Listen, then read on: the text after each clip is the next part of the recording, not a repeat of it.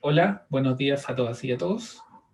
Hoy día es nuestra clase número 15 y hoy día vamos a retomar en el punto que habíamos quedado en la sesión anterior, en la clase 14, cuando empezamos a hablar ya de la parte 2 de nuestro curso, que es sobre fundaciones superficiales. ¿Ya? Entonces vamos a ir recorriendo rápidamente. Esta primera parte es bien introductoria, donde vamos a familiarizarnos con los conceptos que son importantes para continuar con lo que es el estudio de fundaciones. ¿Ya? Entonces, en ese contexto, me cambio de pantallita para acá, habíamos quedado acá, ¿no? Aquí era lo que estábamos conversando, llegó Valentina. ¿Y cuál era la filosofía del sistema de fundaciones? Lo conversamos bastante en detalle la sesión anterior y habíamos visto de que básicamente acá lo que se tiene es un sistema que lo que hace es distribuir enormes cargas estructurales, producto de la estructura que se tiene encima del terreno, y distribuirla a través de estos elementos que llamamos fundaciones, que en esta primera parte que estamos viendo son fundaciones del tipo zapata superficial. ¿Ya? Sin embargo, hay otros tipos de fundaciones que las vamos a ver prontamente, que son las zapatas profundas y que se ocupan ya cuando las condiciones no permiten tener zapatas superficiales. Entonces, hablamos acá de la forma, habíamos hablado de qué era el emplantillado, de que esto se conecta con una columna que es de hormigón, que hay un cierto espaciamiento, ¿cierto? Hablamos bastante, varios aspectos constructivos, así como también de diseño. Llegó Joaquín. Entonces,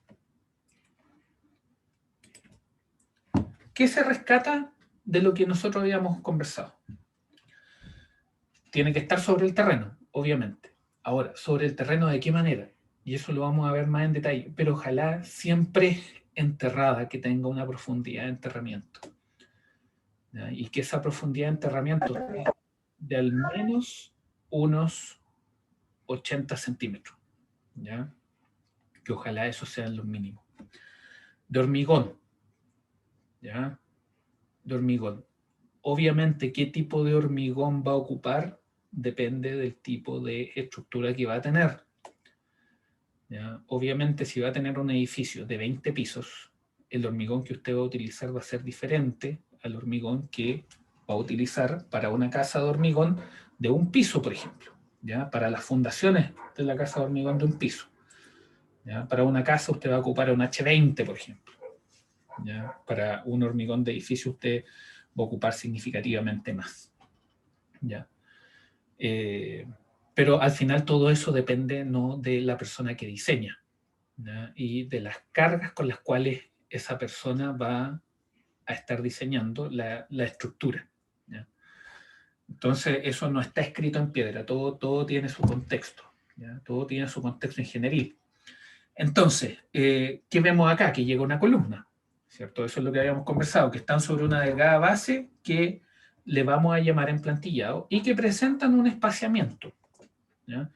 Esos espaciamientos también dependen caso a caso, ¿no? Porque depende de qué es lo que pasa con la concentración de fundación que hay esparcida en una cierta área. ¿Ya? Por así decirlo, hay una razón entre cuál es el área de fundaciones versus el área del terreno, ¿ya? De lo que es la planta lo que es la planta del edificio. ¿Ya? Entonces, esos son porcentajes que son importantes para tener una idea de cuánto usted está diseñando, sobrediseñando en el contexto también, que va a tener una influencia en los costos. ¿Ya? Entonces, ¿qué es lo que pasa acá? Aquí nosotros tenemos un sistema en el cual llega una carga.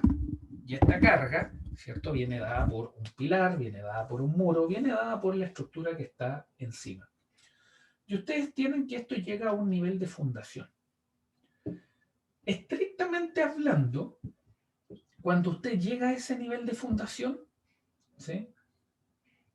Obviamente lo que hace la fundación es distribuir la carga. Va la carga por toda la columna o por todo el muro, ¿cierto? Y se encuentra con un área que es mayor, ¿no?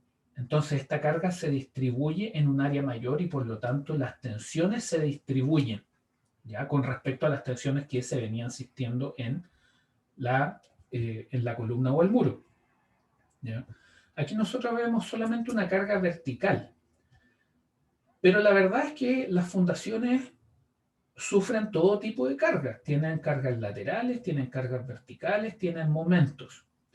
Obviamente, dependiendo del tipo de fundación y dependiendo del tipo de diseño, ¿ya? Una predomina por sobre la otra, pero en general tienden a presentarlas todas. Simplemente considere, por ejemplo, la fundación que es perimetral en un edificio con subterráneo. Ese edificio, esa zona perimetral, por ejemplo, está sometida a un empuje, ¿no? Está sometida al empuje del terreno. Además, resiste las cargas verticales del edificio en sí, ¿no? Entonces, ahí usted tiene cargas laterales, tiene cargas verticales y producto de las cargas laterales, obviamente también se genera un momento con respecto a lo que es la base de la fundación, ¿ya? Entonces, están en contacto con el terreno y transfieren las cargas estructurales al suelo y en profundidades bajas, ¿ya? Y esa es la clave, el tema de profundidades bajas en esta primera parte. ¿Por qué? Porque usted puede tener zapatas, y puede tener zapatas muy grandes. De hecho, hace poco tiempo vi una zapata que era enorme, ¿no? También hay un contexto, depende del tipo de estructura que usted va a tener. Pero las zapatas, en general, se estilan ponerlas a profundidades que no exceden los 3, 4 metros. ¿Pueden haber zapatas que estén a profundidades mayores? Sí, por supuesto, pero se estila menos, ¿ya? En general, yo le diría que las profundidades van a ir variando entre el 1,5 metros, 2 metros para allá, para estructuras más grandes, ¿no? Porque también depende de otras variables, como por ejemplo cuántos subterráneos va a tener usted en su estructura, ¿ya? Usted no va a enterrar a la misma profundidad las zapatas dependiendo si es un edificio, dependiendo si es una casa. Si usted está en una casa va a tener al menos 80 centímetros. Pero eso también va a depender de en qué parte está, ¿no? ¿Y por qué les comento esto? Porque puede ser que, por ejemplo, usted esté en una zona muy fría del país, en la cual existe esta capa de suelo en la cual el agua se congela. Cuando el agua se congela, ¿cierto? Y supongamos que esta capa son los primeros 50 centímetros, ¿ya? O los primeros 80 centímetros. ¿Ya? No recuerdo ese número, cuánto es, por ejemplo, en un sector como el de Punta Arenas. Entonces, ¿qué es lo que ocurre? Que si usted quiere poner su fundación, supongamos a 80 centímetros, los 80 centímetros que habíamos conversado, y una casa liviana y está en Punta Arenas, ¿no? Ahí, ¿qué es lo que pasa? Cuando el agua se congela, ¿cierto? Aumenta de volumen. Entonces, ¿qué es lo que ocurre? Que en ese cambio de volumen, ¿ya? Es suficiente para que, por ejemplo, se levante la casa, ¿ya? Entonces, ¿qué es lo que quiere usted? Usted como ingeniero, cuando esté diseñando ese tipo de infraestructura, una casa, por ejemplo, dependiendo del contexto donde esa casa se vaya a desenvolver, usted debe decidir la profundidad de enterramiento. Y en el caso de una casa y en una zona fría, por ejemplo, lo primero que tiene que definir es cuánto va a ser la profundidad de la zona fría, ¿ya? La profundidad de la zona congelada en el suelo, ¿ya? ¿Para qué? Precisamente para evitar levante, ¿ya? Lo mismo que aparece si hay problemas de suelo expansivo. ¿Qué va a hacer si hay problemas de suelo expansivo? Lo que tiene que hacer, ojalá, es buscar el estrato donde no hay suelo y ojalá evitar, por ejemplo, poner pilotes sacando el suelo. Pero para eso también se tienen que encontrar las condiciones tales que la solución sea eficiente con respecto a los costos, ¿ya? Entonces, ahí vienen todos los trade-offs de la ingeniería y todas las comparaciones por las cuales uno tiene que pasar al momento de tomar decisiones de diseño, ¿ya? Entonces, profundidades bajas, sí, pero eso siempre va a tener una letra chica muy importante porque va a depender del contexto de su construcción. ¿Ya? Entonces, las profundidades bajas en general, lo que pasa es que uno siempre piensa en edificios, pero también están las casas, ¿cierto? Ustedes también ven que hay casas que están piloteadas, así como hay casas que están con fundaciones superficiales y a veces ni siquiera se entierran. ¿Ya? Entonces, es súper importante eso del contexto. ¿Ya? Aquí vamos a tener el lápiz rojo a la mano. Entonces, llega el muro, se distribuye, ¿ya? Y ustedes, ¿qué es lo que van a hacer? Nosotros conversamos de que lo ideal es tener esto tapado. Entonces, ¿qué es lo que sucede? Para el nivel de fundación que ustedes ven ahí, ¿ya? Ese suelo que usted pone como cobertor para apoyar, para proteger su fundación, porque ese cobertor también lo que hace es proteger, ¿ya? Proteger el suelo, proteger la fundación, ¿ya? Entonces, ¿qué es lo que pasa? Eso se convierte en una sobrecarga, ¿ya? Y es una sobrecarga para lo que es el suelo de fundación que está ahí a nivel de terreno. ¿Cuáles son las ventajas dentro de todo este contexto de fundaciones superficiales que hemos conversado? Que son económicas, ¿ya? Significativamente más económicas que andar piloteando, ¿ya? Nuevamente eso también tiene un contexto, ¿ya? Porque obviamente si sus pilotes son polines, ¿ya? Como se construye muchas veces en las zonas de la playa, ¿cierto? En zonas rurales, ¿ya? Y cargas bajas, ¿ya? Puede ser de que el polín termine siendo más barato. Pero si uno lo compara con una fundación profunda, ¿ya? De hormigón, claramente la fundación profunda de hormigón, ¿ya? Un pilote, va a ser más caro que una superficial. Y eso es a grandes rasgos, ¿ya? Obviamente siempre hay el contexto de la situación en la cual ustedes van a estar desarrollando el sistema de fundaciones. ¿Son sencillas? Sí, son sencillas. ¿Por qué? Porque requieren una excavación y requieren que usted las arme ahí en el terreno. Lo que usted necesita es preparar muy bien el terreno para poder hacerlo, ¿ya? Pero en general son sencillas de construir, ¿sí? Permiten la inspección, ¿ya?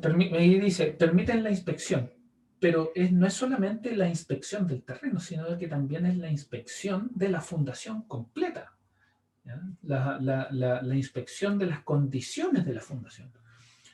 Obviamente, si hay una fundación que está a 3 metros de profundidad, que está enterrada a 3 metros de profundidad, va a costar mucho más meterse ahí que en una zapata que esté a 80 centímetros, a 1 metro, ¿cierto?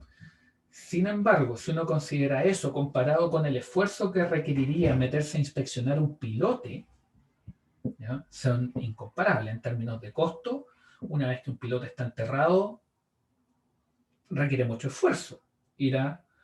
Requeriría, mejor dicho, mucho esfuerzo ir a inspeccionarlo. Entonces, ¿qué es lo que se hace? Uno cuando quiere estudiar pilote, uno lo que hace es que ocupa metodologías muy parecidas a las ondas superficiales para inspeccionarlo. Y uno lo que hace es que va con un sensor, ¿cierto? Pone el sensor encima del pilote, pega un martillazo y ve si la onda que va y vuelve presentan algún cambio, ¿no? Eso es a grandes rasgos explicado, una metodología para evaluar la integridad de un pilote, ¿ya? Que va muy en línea con la filosofía de ondas superficiales que hemos estado viendo en, en las sesiones anteriores. Entonces, el tema de la inspección es sumamente importante, así como las calicatas, ¿cierto? Tenían unas tremendas ventajas comparativas con respecto a un sondaje, ¿cierto? Que puede llegar más profundo, aun cuando esto sea menos profundo, tiene esta tremenda ventaja que usted la puede inspeccionar de manera fácil, ¿ya? O relativamente más fácil con respecto a la otra condición, ¿ya? Ahí dice también relativamente rápidas de construir, y efectivamente son mucho más rápidas de construir que si usted lo compara con un pilote, en el cual el piloto usted lo tiene que hincar o lo tiene que preexcavar, ¿cierto? Tiene que llegar hasta una cierta profundidad. En este contexto, usted simplemente lo que requiere es una excavación rápida, preparar muy bien el terreno, eso lo vamos a ver en detalle. Preparar el terreno es fundamental para el correcto funcionamiento de una fundación, ¿ya? Entonces, claramente estas son ventajas. ¿Ya? ¿En qué tipo de suelo las vamos a tender a evitar? ¿Ya? ¿Por qué evitar? Porque si no las podemos evitar, nuestra solución va a ser muy cara. ¿Ya? Pero si se pueden evitar, se hacen. ¿Ya? Y hay varias maneras de evitar. ¿Ya? Y una de las más comunes, siempre y cuando las profundidades no sean tan excesivas, pensando en 1 metro, 2 metros, ok, hasta 3 metros, es sacar el material. ¿Ya? Sacar el material. Entonces, cuando tenemos suelos muy compresibles, ¿ya? Muy compresibles, por ejemplo, una arcilla muy blanda, tratamos de evitar eso. ¿Ya?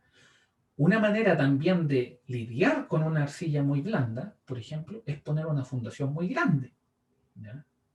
Pero tiene que ser con algunas características estructurales que la hacen muy cara, como por ejemplo el que sea muy rígido. ¿Ya? Suelos orgánicos. Suelos orgánicos. ¿Cuáles serían un suelo orgánico? Sería un ejemplo de suelo orgánico, bueno, va de la mano con lo que es un suelo compresible, un suelo orgánico. Pero el suelo orgánico, por definición, que uno ni siquiera piensa en fundar en un terreno de ese estilo, es cuando uno encuentra, por ejemplo, suelo del tipo tierra de hoja. La tierra de hoja fuera inmediatamente, ya ni siquiera se lo cuestiona. Y probablemente aquí están los más clásicos, los suelos expansibles, los suelos colapsables. ¿Ya? Son por lejos, probablemente son por lejos los más complicados que hay en este país. Cuando hablamos de suelo expansivo, estamos hablando de aquellos suelos que principalmente se encuentran en el norte de Santiago. ¿Ya? También están en Lampa, están en Huechuraba, están en Chicureo. Hay en Pudahuel, hay en Maipú, hay en La Dehesa. Hay un poco en La Reina también, según lo que he conversado con algunos colegas. Entonces, los suelos expansivos son aquellos, nosotros ya conversamos sobre el suelo expansivo y las consecuencias que pueden eventualmente tener eh, sobre una estructura. ¿Ya?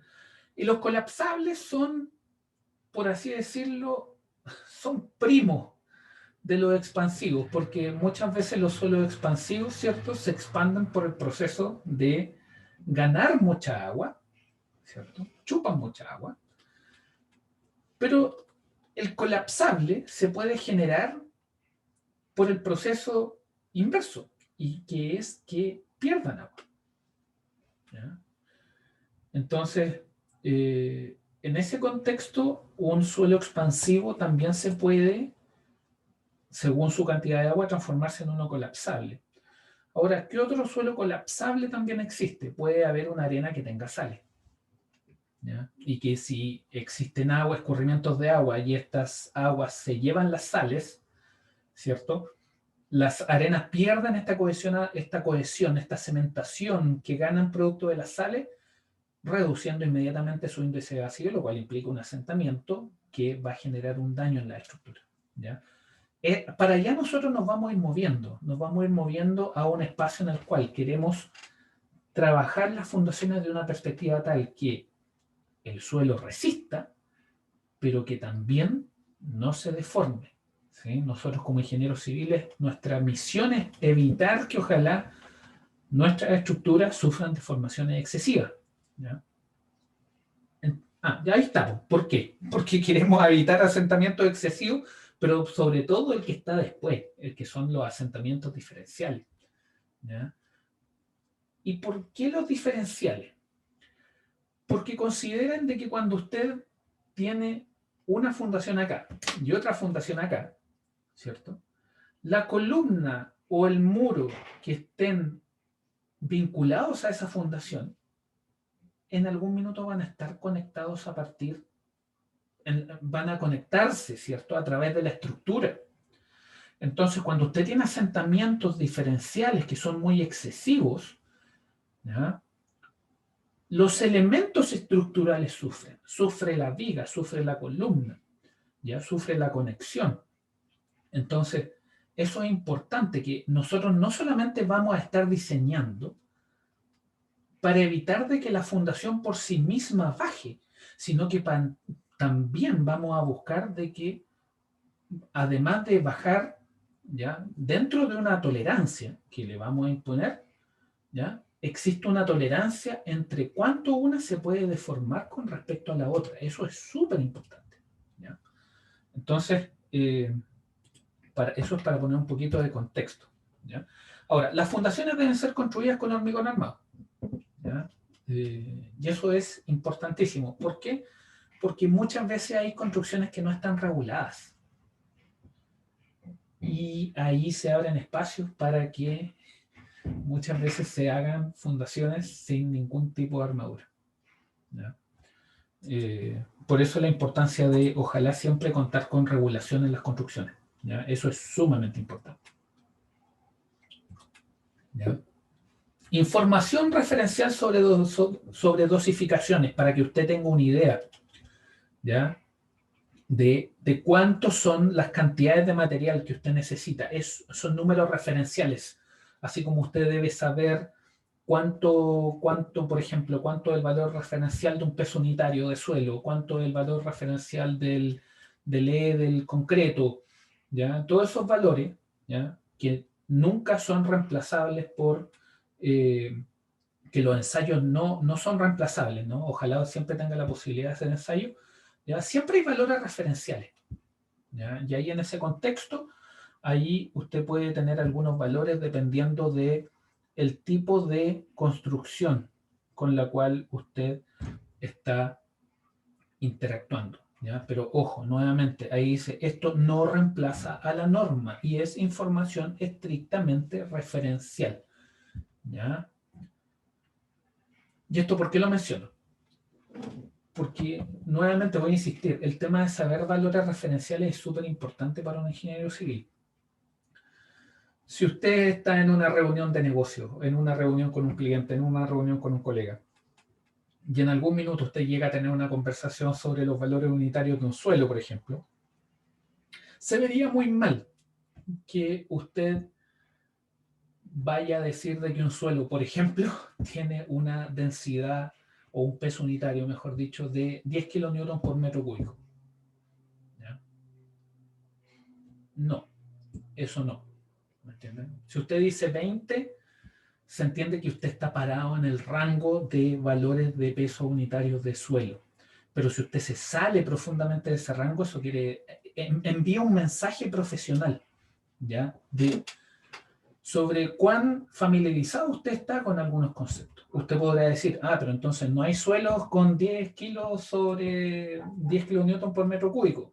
Sí, por supuesto que los hay, pero son muy pocos, ¿ya? Entonces no sirve como valor referencial, sino que sirve como un valor excepcional, ¿ya? Entonces, súper importante el contexto, para el contexto profesional, saber números referenciales, ¿ya? Por eso vamos a estar presentando este tipo de cosas, este tipo de números, pero siempre bajo el contexto de que estas son recomendaciones, ¿ya?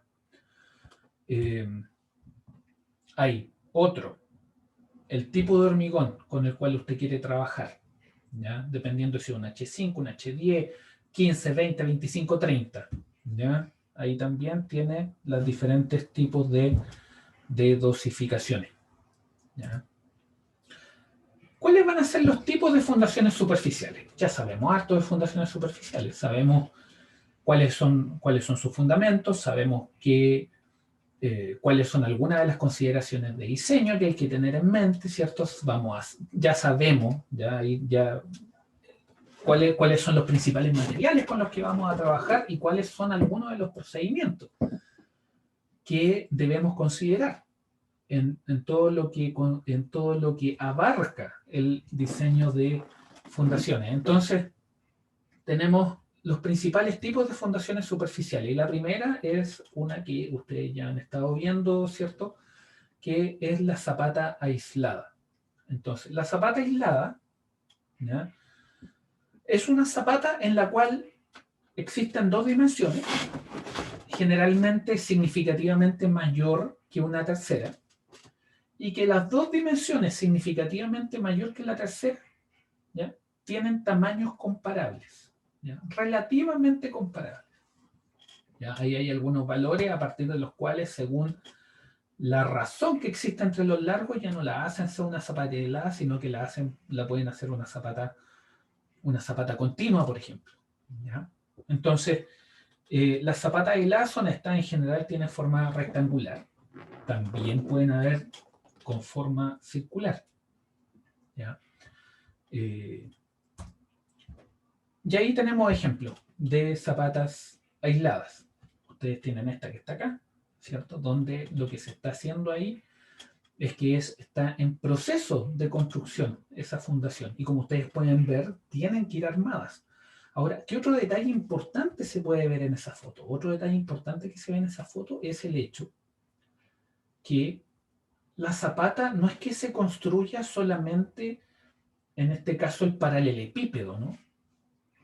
Sino que la construcción de la zapata también considera de que esto se va a conectar a una columna o se va a conectar a un muro. Por lo tanto, cuando uno construye una zapata, la conexión, ¿ya?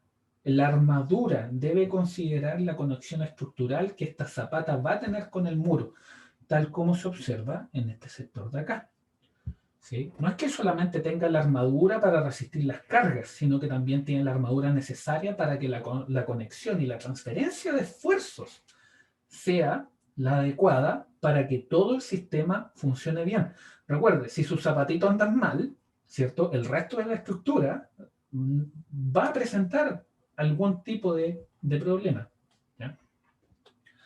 Ahí ustedes tienen una zapata que ya está construida, ¿cierto? Ahí tienen otra que está construida y ahí tienen otra. Y como ustedes pueden ver, lo que cambia mucho son los espesores, ¿ya? Las alturas de estas zapatas. ¿Qué otra característica ustedes pueden ver? Que las zapatas en general, ¿cierto? Perdón.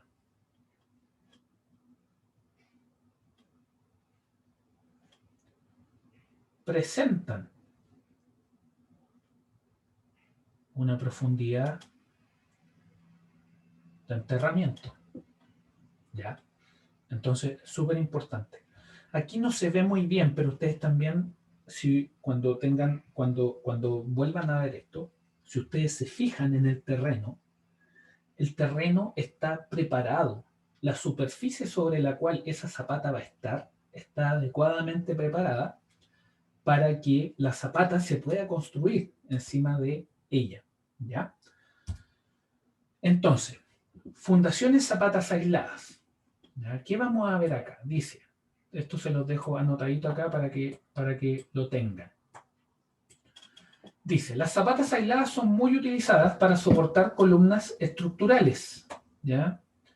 Pueden ser, bueno, ahí es columnas o muros. ¿Ya? Pueden ser cuadradas, circulares o rectangulares. Pueden incluso presentar pendiente o ensanchamiento. ¿Ya? Según las necesidades de distribución de carga. El tipo de unión entre la fundación y la columna depende de la estructura. ¿Por qué? Porque obviamente si usted tiene una estructura de acero, ¿sí? Las conexiones de acero son diferentes a las conexiones que usted va a tener con respecto a una estructura de hormigón. ¿Ya? En ese contexto, muchas veces las estructuras de madera, en lo que respecta a conexiones con el hormigón, probablemente se acerque más a lo que es la conexión entre el hormigón y el acero. ¿Ya? Entonces, pero cuando es hormigón, ¿cierto? La conexión es principalmente a través de los fierros. Cuando ustedes tienen una conexión acero-hormigón, ahí la conexión, ahí tiene que haber una conexión también, ¿no? Pero esa conexión también tiene que ser preparada en conjunto y considerando la existencia de la zapata. ¿Ya? Eso lo vamos a ver. Me parece que viene un video acá, si no lo podemos mostrar en la clase que sigue. ¿Ya? Entonces, fundaciones de zapata aislada. ¿Ya? En general van a resistir carga vertical y carga lateral. Y hay varios tipos, ¿ya? Esto es totalmente dependiente del diseño. No es que usted tenga que trabajar con una zapata sobre la otra, por sobre la otra. Las decisiones pasan por un tema de diseño o pasan por un tema constructivo, ¿ya? Meramente constructivo, ¿ya? Lo que sí tiene que haber es obviamente claramente un diseño correcto, ¿cierto? En lo que respecta a la cantidad de armadura, para que tanto las conexiones como los esfuerzos que estén sobre la zapata sean los adecuados para que la estructura no presente problemas, ¿ya? Entonces, tenemos la tipo alfombra, ¿cierto? Tenemos la zapata, la zapata regular, ¿sí? Tenemos esta otra zapata, que es la zapata escalonada, ¿ya? La zapata escalonada, en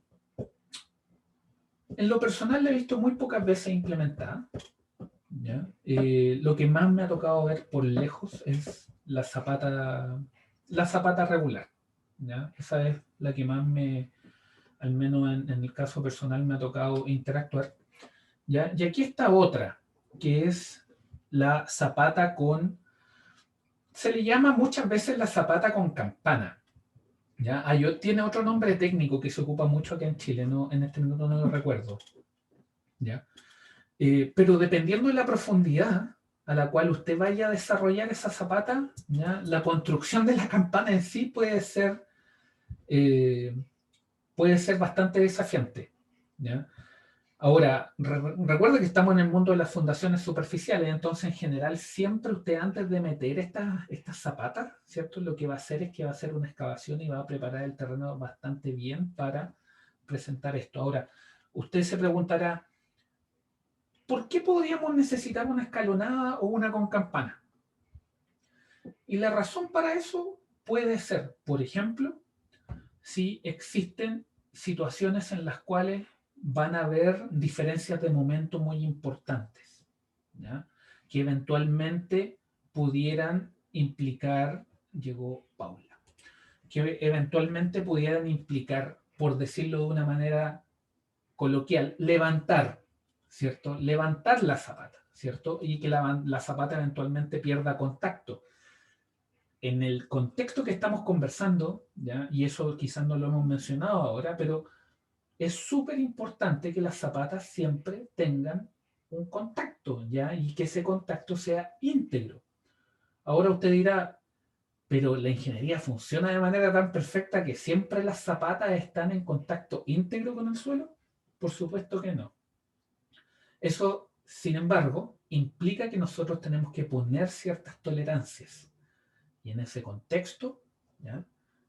Existe un valor dado por la norma, ¿ya? Que exige que al menos el 80% de la zapata debe estar en compresión, lo que implica que el 80% de la zapata está garantizado de que va a tener contacto, ¿ya? Y eso es súper importante, ¿ya? Entonces, dependiendo de ese tipo de condiciones, ¿cierto? En la cual tenemos un momento muy grande, por ejemplo, o tenemos un desbalance de momentos significativos en la estructura, tal que eventualmente podríamos perder contacto, muchas veces se ocupan este tipo de diseño también para este tipo de diseño escalonado, ¿cierto? O con campana para apoyar lo que es el diseño de este tipo de fundaciones. ¿Es la única razón? No. Las vamos a seguir viendo en los futuros, en las futuras sesiones, ¿ya? Entonces, zapatas continuas. Las zapatas continuas funcionan muy parecido a las zapatas individuales. La diferencia es que la zapata continua, nosotros cuando teníamos una zapata individual hablábamos de dos dimensiones que eran comparables, ¿cierto? En este caso vamos a tener que hay una dimensión significativamente mayor que las otras dos. Eso quiere decir que estos son zapatas más largas, ¿ya? Lo cual no se aprecia muy bien en ese dibujo, pero estamos pensando donde la relación entre el ancho y el largo de la zapata es del orden de 10, ¿ya? Ese orden de magnitud. Un poco menos, de hecho, tiene un rango entre 7 y 10, ¿ya?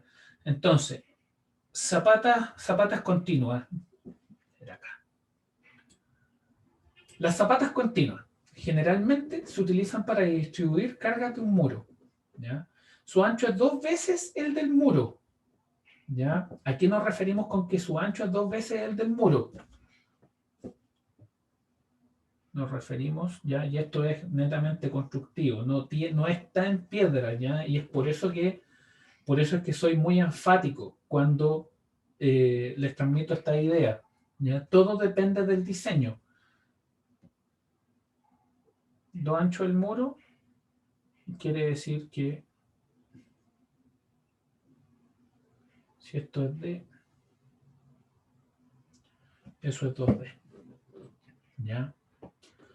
Pero eso es netamente referencial, ¿ya? No está en piedra. Yo he visto zapatas continuas que tienen un ancho significativamente mayor que el muro, ¿ya? Simplemente es, aquí le vamos a poner, su ancho es 2 veces el del muro y eso lo vamos a corregir. Lo vamos a corregir después cuando subamos la clase y le vamos a poner de que se estila, ¿ya? Pongámoslo de esa manera bien coloquial, que se estila, que su ancho es 2 veces el del muro y podríamos ponerlo como un mínimo, ¿ya? Su ancho es al menos 2 veces el del muro, ¿ya? Vamos a presentarlo de esa manera. Por economía, si el número de zapatas aisladas es significativo, que el espaciamiento entre ellas es menos de un ancho de distancia, es más conveniente hacer una sola excavación que permita la construcción más rápida o de una zapata continua o corrida.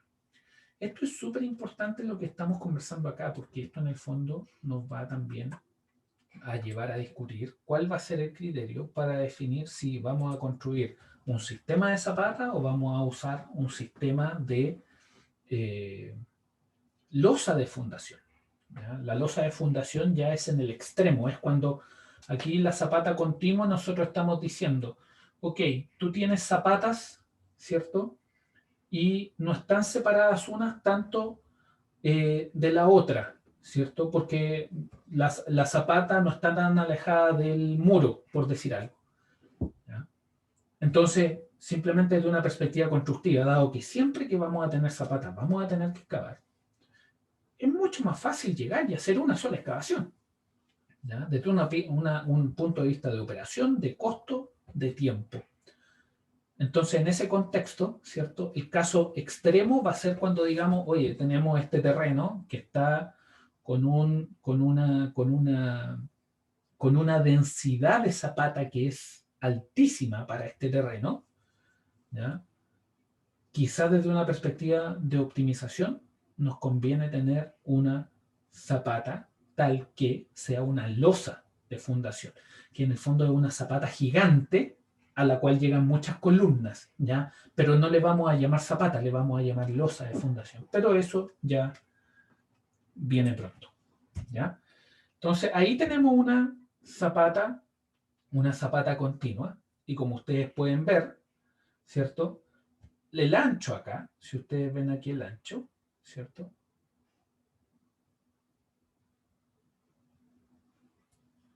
Eso, si ustedes lo doblan, una no es el doble de la otra, ¿no? Es mayor. Entonces, bueno, esto es un ejemplo para que ustedes vean de que eso que ahí mencionábamos, que era 2 veces el ancho del muro, en este caso ancho columna, es 2 veces, no. Eso es, dejémoslo como mínimo, ¿ya? Lo que se estila. Súper importante tener eso, ¿ya? Desde una perspectiva constructiva, porque si usted en algún minuto está haciendo su práctica, ¿ya? Para que contextualice lo que le toca ver en terreno, ¿ya? Seguimos avanzando. Ahí tenemos zapatas, bueno, aquí no se ven, ¿no? Aquí ya están puestos los muros, pero en esta zona, ¿cierto? Ahí está una zapata perimetral, es una zapata continua, ¿ya? Y generalmente es así, las zapatas continuas reciben muros y se ven mucho en zonas perimetrales, ¿ya? Ahí tienen otra zapata continua, ¿ya? Y como ustedes pueden ver, el proceso de excavación, ¿ya? Es una parte importantísima de todo lo que es la construcción, ¿ya? Y la excavación de todo lo que es el sistema de zapata va a ser muy estricto en lo que respecta a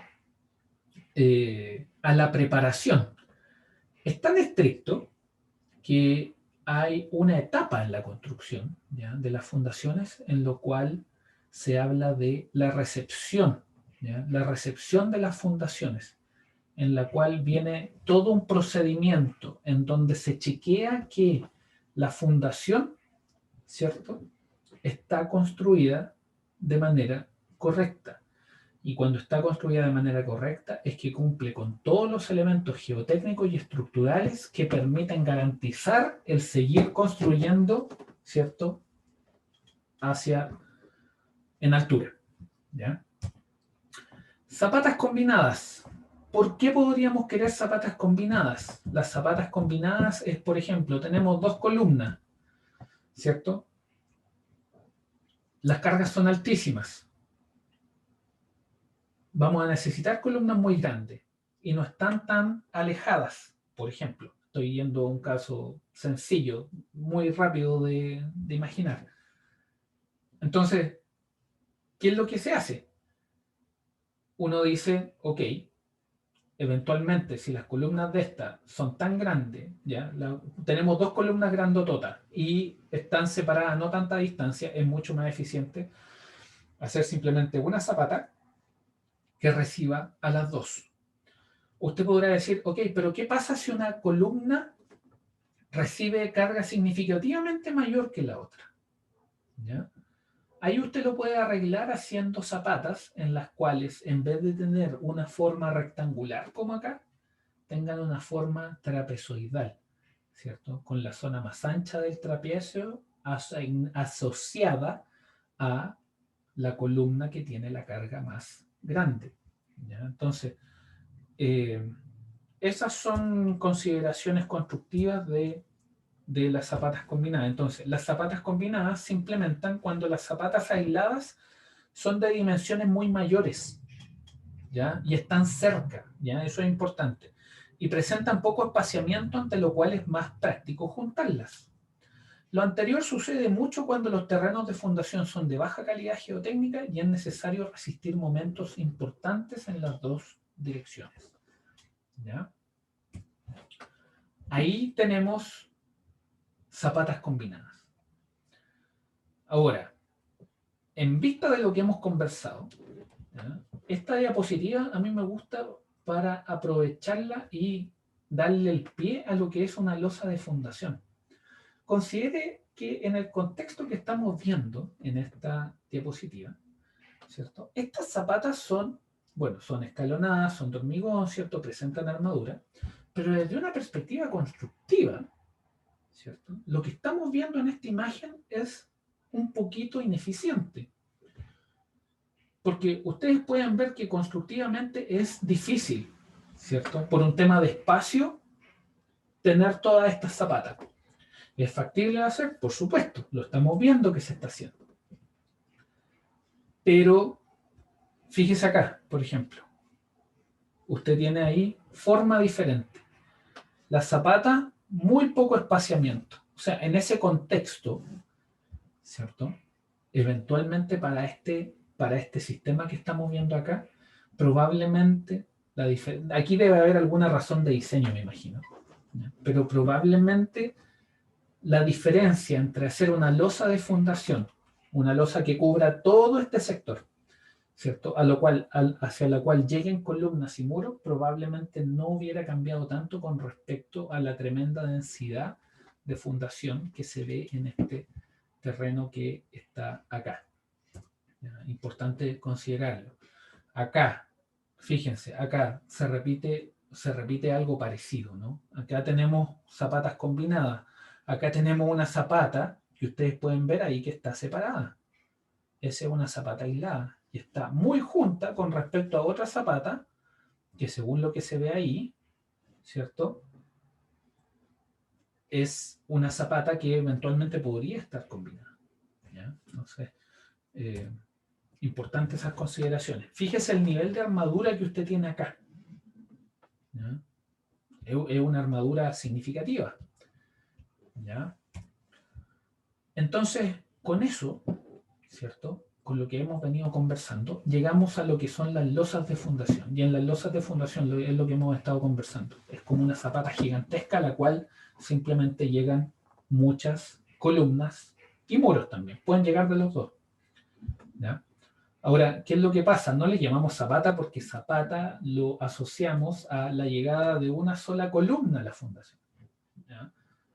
Pero esa es la filosofía de la losa. Entonces, se requieren en suelos de muy mala calidad geotécnica. ¿Ya? Cuando la calidad geotécnica del suelo es terrible, usted va con una losa de fundación.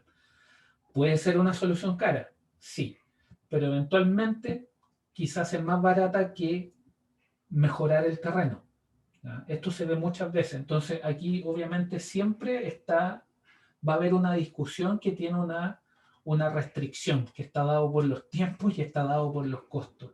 ¿Ya? Entonces, obviamente, ese es un aspecto muy importante en la vida de todo ingeniero, la verdad. ¿Ya? No, las soluciones que nosotros damos se tienen que adaptar también a las necesidades del cliente según los presupuestos que este tiene, dentro de un margen, ¿no? No se trata de hacer cualquier pega por cumplir un presupuesto, no, es siempre cumpliendo los márgenes, los márgenes de la alta calidad, ¿no?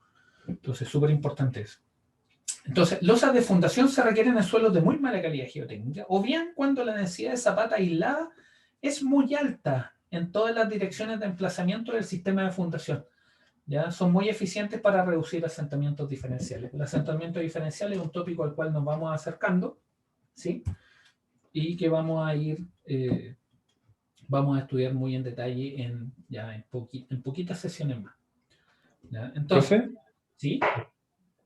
para hacer esta zapata es necesario hacer un emplantillado primero, casi en directo en el terreno. Los emplantillados siempre van, pero los emplantillados tienen una razón de ser. El emplantillado lo que busca, porque vamos a ver eso prontamente, no sé si alcanzaremos en esta sesión de hoy, pero el emplantillado es un hormigón pobre, ¿ya?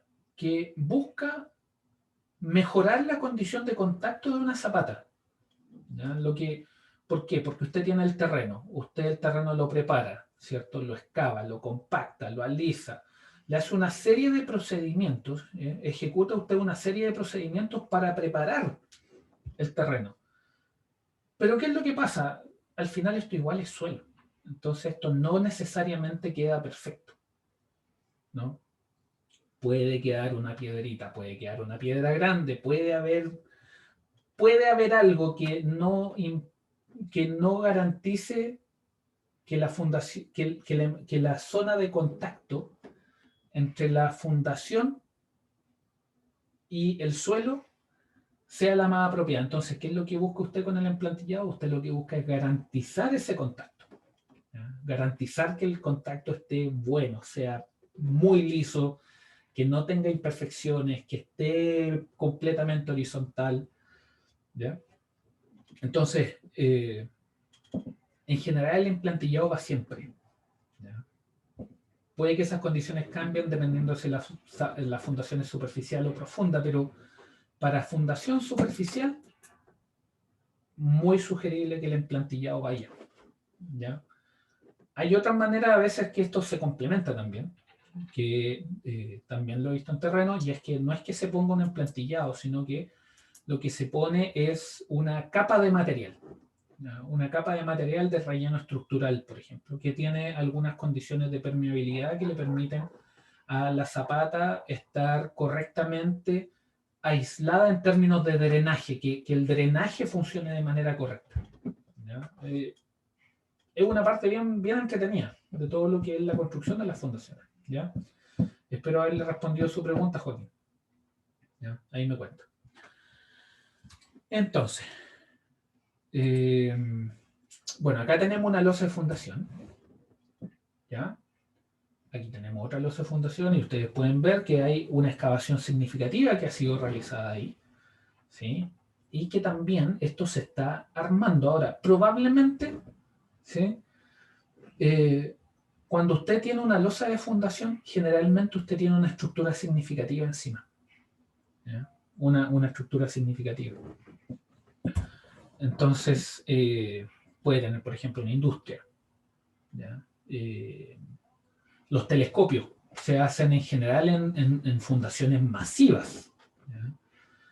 Considere que en un telescopio el asentamiento es un tema importantísimo.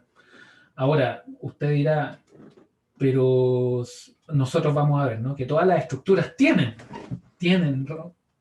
Por muy pequeño que sea, tienen un asentamiento. Y eso para un telescopio es fatal, ¿no? Ahora, los telescopios vienen con sistemas internos implementados de calibración, ¿no? Que complementan cualquier eventual desajuste que pudiera presentar estructuralmente la fundación, pero hasta un cierto criterio, ¿no? O sea, estamos pensando que los telescopios son inversiones mayúsculas, ¿no? Que no pueden estar, no se pueden dar el lujo de deformarse, pero ni un poquitito, ¿ya? Entonces, obviamente vienen con sistemas complementarios que les permiten ajustarse y acomodarse, ¿ya? En la estructura, según los requerimientos eh, de tremenda precisión que los telescopios requieren. ¿Ya? Es súper entretenido el tema de los telescopios, ¿verdad? Entretenidísimo. ¿Ya? Y es súper desafiante, porque además, en general los telescopios están a gran altura. Y a gran altura hay temperaturas muy bajas. Entonces, cuando los telescopios se hacen a estas alturas de 5.000, 6.000, 4.500 metros de altura, ¿ya? Generalmente, obviamente, ahí son sectores montañosos donde la roca sale a muy poca profundidad. Entonces, simplemente se funda en roca una estructura como un telescopio, pero aparecen otros elementos, por ejemplo, como los ciclos de calor y frío, que puede experimentar el terreno de fundación. ¿Ya? Entonces, un tremendo desafío. Aquí hay algunos planos estructurales de, por ejemplo, cómo, qué es lo que pasa con un sistema de fundaciones. ¿Ya? En particular, cuando usted tiene un sistema de fundaciones de una zapata, ¿cierto? Vamos a ver que hay varios tipos. ¿Ya? Hay algunas que tienen como toperoles por abajo. ¿Ya? Ahí está una imagen del sistema de fundaciones de un telescopio. ¿Ya? Como les decía, los sistemas de fundación de los telescopios son tremendamente desafiantes, obviamente por los requerimientos dados por la estructura en sí misma, ¿no? Entonces, obviamente también tienen que ser sistemas de fundaciones gigantescos, ¿ya? Entonces, ahí está lo que son las zapatas, las losas de fundación, las vamos a ver en detalle más adelante, ¿no? Aquí están zapatas con vigas de amarre. Las zapatas con vigas de amarre lo que buscan es principalmente compensar ya eventuales diferencias de momento que podrían generar asentamientos diferenciales. Entonces, por eso se le llama viga de amarre. Usted tiene una zapata acá, tiene otra zapata acá, ¿no? Y usted pone esa viga ahí. Obviamente, la construcción, todo lo que es la enfierradura de esta estructura, considera esa viga de amarre. No es que, nuevamente, tal cual en el otro caso, ¿no? Cuando hablamos de cómo llega la columna a la fundación, cuando sale una viga de amarre, ¿ya? Obviamente la fundación completa, el sistema de armadura completo, se hace considerando que a partir de la fundación con la cual ustedes trabajen va a salir una viga, ¿cierto?, hacia otra zapata, ¿ya? Y obviamente tiene que ir todo eso considerado en el diseño, ¿ya? En lo que es el cálculo de la enfierradura y la distribución de la enfierradura. Entonces, forma de zapata según estructura, y esto también es netamente referencial. Los tanques y contenedores, ¿cierto? Como un silo, por ejemplo, zapata circular. Edificios, generalmente se construyen en edificios zapatas cuadradas, zapatas rectangulares, zapatas continuas, ¿cierto? Sobre todo aquellas que son perimetrales. También se construyen de esta, obviamente, ¿cierto? En caso de que existan dos columnas con diferencias de momento significativas, ¿ya?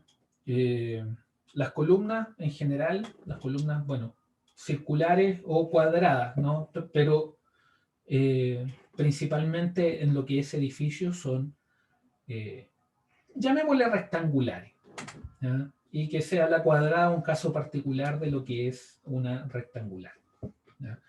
Ojo acá, ahí hay una letra chica, llamémosle, que es sumamente importante y que tiene que ver con los aspectos legales.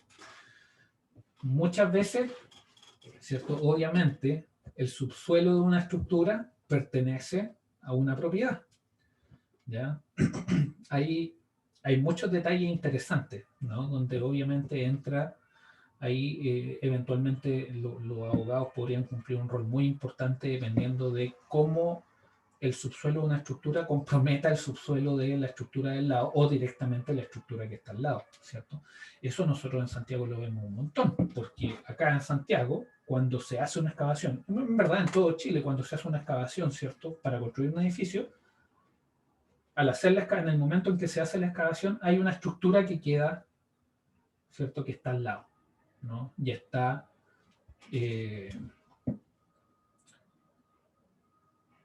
y que a la cual hay que proveerle de confinamiento, ¿cierto? Para garantizar su estabilidad estructural, ¿ya? Entonces, súper importante eso. Salvo restricciones de espacio, es súper importante, ¿ya?